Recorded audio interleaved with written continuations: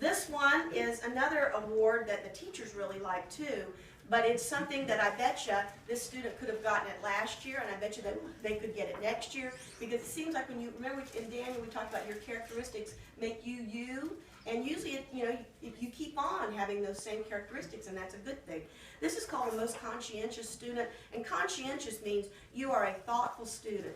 You do your work well, you always do it well. You don't say, is this going to be turned in? Is this going to be for a grade? It doesn't matter to you. You always do your best. Also, the mom and dad get an award for having a clean folder and looking at folders and writing notes, and I so appreciate that. But this student always was paying attention, and I would look at her, and I could tell she was listening because her little forehead crinkles right there. When I'd say, oh, Victoria's paying attention, okay? So isn't that true? It is true, okay? And so Victoria always does her very best. And I bet you if I talked to Miss Phillips, she would, don't cry on me.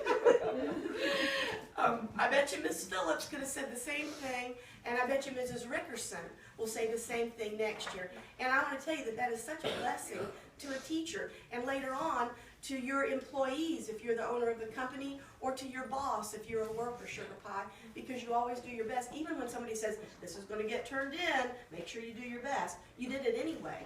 And that a conscientious student means that you always do your best. And also I hope that it kind of reminds you of those Bible verses that we learned about when you do something, do it as if it is for the Lord. Because He doesn't need our money, and He doesn't need our houses and stuff like that. He needs our efforts and our time. And so when you do your best, your work is like a gift to the Lord. And eventually He will say to you, well done, thou good and faithful servant.